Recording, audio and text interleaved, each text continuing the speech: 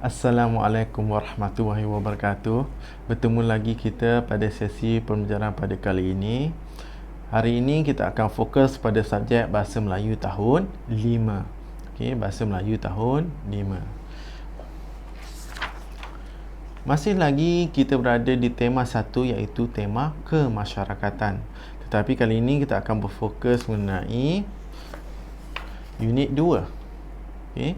Unit 2 tajuknya adalah kerjasama eratkan hubungan. Unit 2 tajuknya adalah kerjasama eratkan hubungan. Jadi kita apabila sikap kita tolong-menolong akan mengeratkan hubungan kita dengan rakan-rakan kita. Sikap kita yang tolong-menolong ini, cara buat kerja secara bersama-sama ini akan mengeratkan hubungan kita dengan adik-beradik kita, dengan keluarga kita. Okay, baik. Di muka teks, muka suratnya adalah muka surat 7. Okey, anak-anak akan dapat melihat dialog mengenai petikan kami sepakat. Jadi anak-anak dapat membaca terlebih dahulu petikan tersebut. Kami sepakat. Baik, cikgu teruskan dengan muka surat 8. Okey, muka surat 8 anak-anak akan melihat petikan bertajuk Kita Boleh.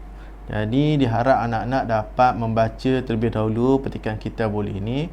Cikgu akan terangkan sedikit mengenai petikan ini ya. Petikan ini berkaitan dengan 3 orang rakan, iaitu seorang bernama Afifi, Kaijun dan juga Tinesh. Okey, baik. Sebelum cikgu terangkan terlebih dahulu petikan ini, cikgu akan bacakan dahulu objektif pembelajaran kita pada kali ini. Baik.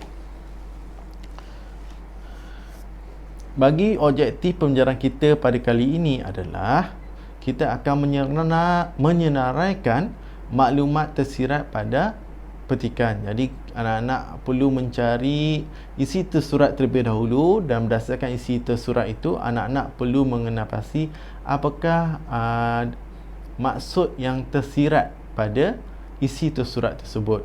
Baik. Kriteria kejayaan kita yang pertama adalah untuk memahami petikan Kita Boleh. Jadi apabila anak-anak membaca, anak-anak fahamkan petikan tersebut. Jadi anak-anak akan memahami petikan Kita Boleh, dan anak-anak akan berjaya mencapai kriteria kejayaan kita yang pertama. Okey, baik. Cikgu terangkan dahulu sedikit mengenai petikan ini. Afifi, Kaijun dan juga Tinesh ini akan menyertai satu perlombaan basikal. Jadi mereka ini akan bersama-sama menyertai satu pertandingan basikal. Okey.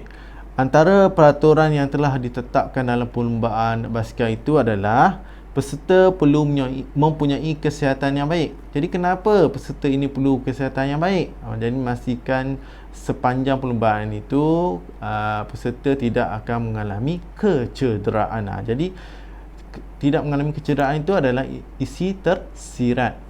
Baik. Yang kedua, sebelum perlombaan juga peserta perlu memakai pakaian yang sesuai.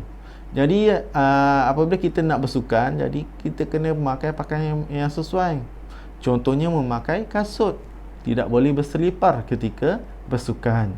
Okey, baik. Yang ketiga, basikal hendaklah dalam keadaan yang baik. Maksudnya sebelum menyertai pertandingan tersebut, basikal itu telah diperiksa terlebih dahulu untuk memastikan basikal telah bersedia untuk menghadapi perlombaan.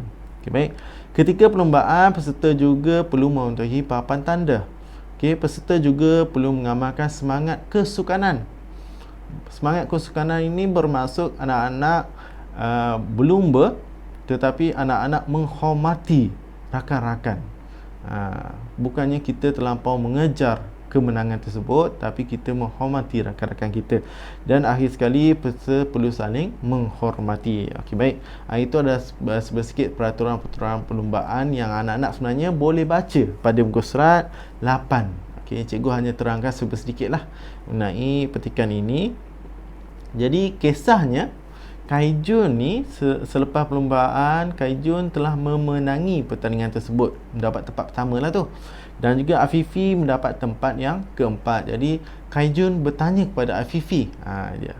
Kaijun tanya pada Afifi, kenapa Afifi lambat? Jadi Afifi bagi tahu Afifi lambat kerana Afifi membantu seseorang, okey, seseorang yang telah terjatuh, okey. Okey. Afifi membantu seorang yang telah pun jatuh basikal, okey, dan akhirnya Afifi lambatlah tiba ke garisan penyelamat, mendapat tempat yang keempat. Dan juga Tinesh dapat melihat basikal Afifi tayarnya bengkok. Jadi mereka ni bersama-samalah untuk mengangkat dan menaikkan basikal Afifi ni ke dalam kereta pacuan 4 roda. Sebabnya basikal Afifi ni tidak dapat nak digunakanlah pada akhir perlombaan tu kerana tayarnya telah pun bengkok. Jadi mereka ni bersama-sama untuk menaikkan basikal ke atas kereta pacuan 4 roda. Okay, baik. Itu sedikit kisahnya tentang petikan kita boleh. Selanjutnya anak-anak boleh baca secara terperinci di muka surat 8 petikan kita boleh. Okey, baik. Jadi kriteria kejayaan kedua adalah anak-anak perlu menyenaraikan dua isi tersurat. Jadi anak-anak boleh memilih dua isi tersurat untuk anak-anak senaraikanlah bagi petikan kita boleh. Cikgu beri contohlah satu ya. Basikal. Basikal hendaklah berada dalam keadaan yang baik. Jadi isi tersurat ni dia mestilah berada dalam buku. Jadi basikal hendaklah berada dalam keadaan baik, memang ada penulisannya dalam buku. Jadi kenapa kita kena basikal tu dalam keadaan baik? Jadi kenapa itu adalah isi yang tersirat. Jadi kenapa basikal itu perlu berada dalam keadaan baik? Jadi kerana untuk memastikan kita dapat berlumba dalam keadaan selamat. Okey, baik. Diharap anak-anak dapat membaca dan juga anak-anak dapat mengenal pasti isi tersurat, isi tersirat berdasarkan petikan kita boleh. Sekian, terima kasih. Assalamualaikum warahmatullahi wabarakatuh.